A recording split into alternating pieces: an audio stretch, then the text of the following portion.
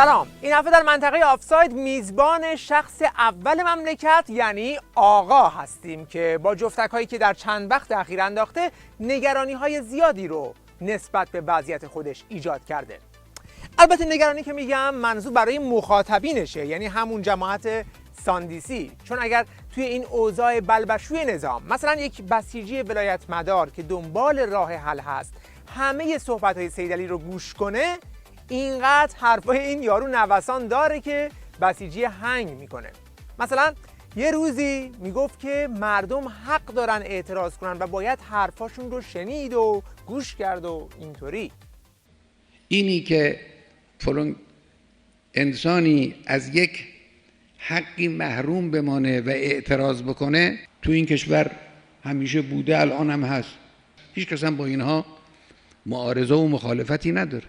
بایدم به این حرفا رسید، باید گوش کرد، باید شنید. یه جای دیگه هم اذعان میکرد که بله مشکلات معیشتی وجود داره و مردم هم ناراضی هن. بله قضایای معیشت مردم رو فشار میده، خیلی هم اوقاتشون تلخه، ناراضی هن. پس یعنی تا اینجا آقا پذیرفته بود که یه مشکلاتی توی کشور هست، ولی چند وقت بعد یه دفعه انگار دیسک سختش فرمت شد، کلاً قضیه رو منکر شد. گفت نه، این خبرایی که میگن اوضاع دارام دیریمه همش جنگ رسانه‌ایه، یعنی تبلیغاتیه. اون جنگ رسانه‌ای، جنگ فضاسازی عمومی، جنگ تبلیغاتی، اینه بخش مهمی از این به وسیله همین تبلیغات داره اتفاق میفته. شما ناگهان میبینید که قیمت 2 برابر شد به فاصله کمی. این رسانه ها این کار رو دارن انجام میدن. یعنی اینکه شما میری تو بازار میبینی گوشی گرون شده، گوشت گرون شده، پفک گرون شده، همش تبلیغاتیه. دلار 14,000 و 15,000 تومانی هم تبلیغاتیه. شما الان برو دم بیت آقا بگو یه دلار غیر تبلیغاتی 4200 جهانگیری بده، ببین چی بهت میدن.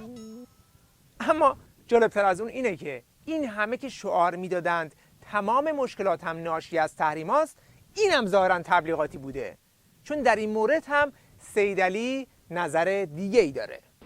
عامل این حوادث تحریم‌های خارجی نیست، عامل این حوادث درونی است، مشکلات داخلی است. نه اینکه تحریم‌ها اثر ندارد، چرا؟ تحریم‌ها هم اثر دارد، اما عمده تأثیر مربوط به عملکرد ماهاست.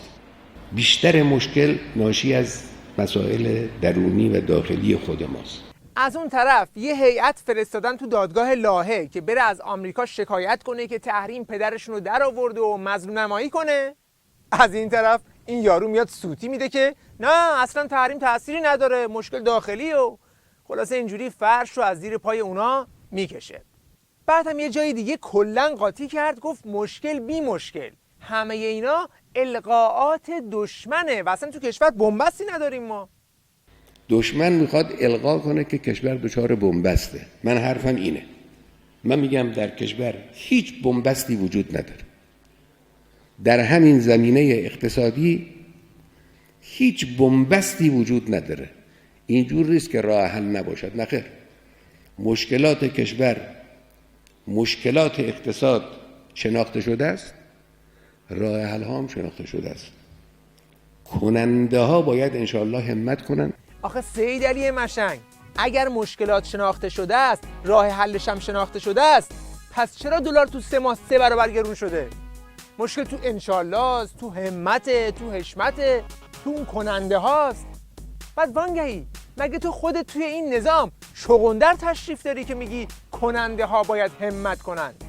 همه اون کننده ها که اومدن و رفتن توی این سالیان، تنها کسی که توی 30 سال گذشته از مقامش تکون نخورده خود تو بودی که البته ظاهرا دیگه پشمی هم به امامت نمونده، چون کروبی هم ور میداره، برای خبرگان نامه میزنه.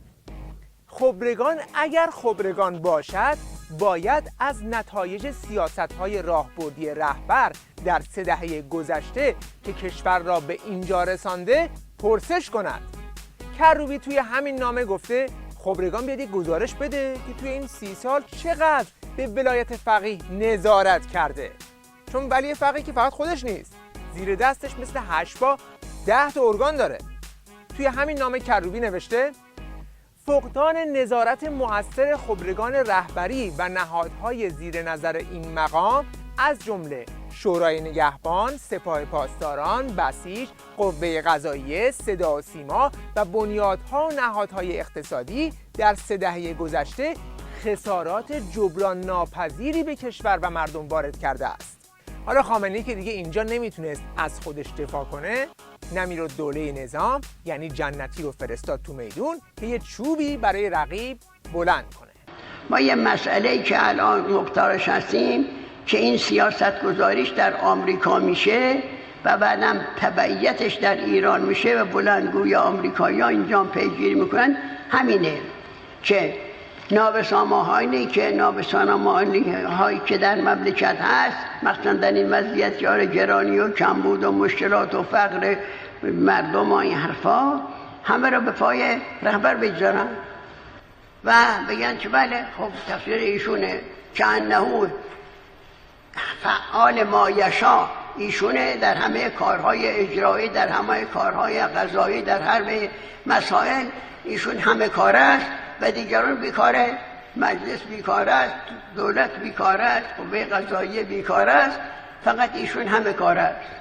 30 سال نشسته روی کرسی ولایت، پایینم نمیاد، بعد تازه 2 قرط و نیمش هم باقیه.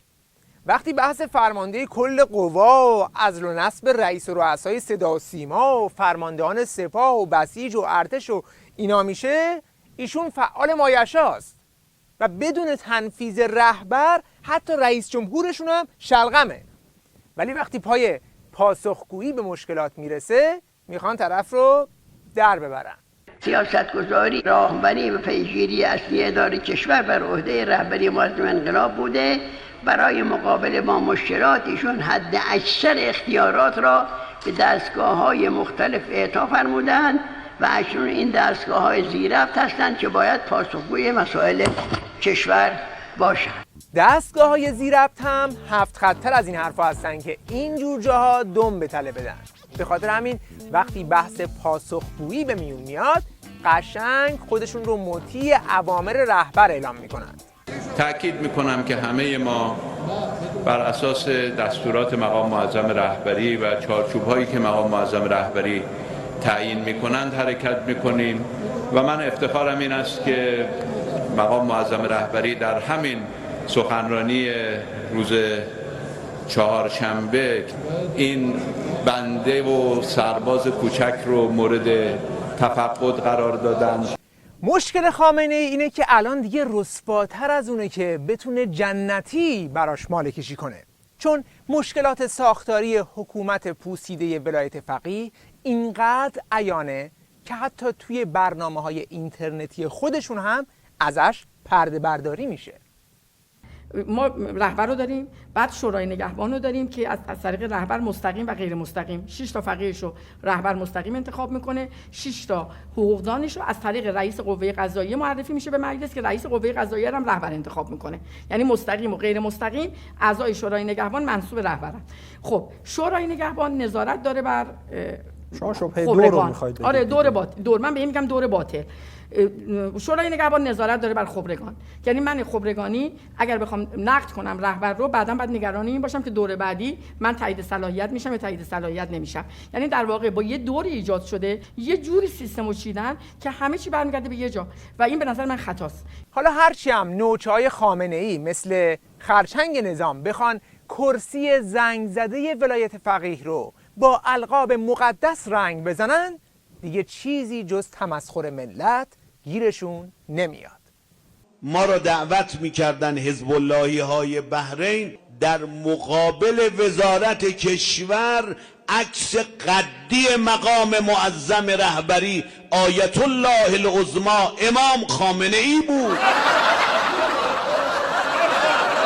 ببین اگر یک کامیون عنوان و لقب هم جلوی اسمش بذاری دیگه فایده نداره، چون دورش گذشته.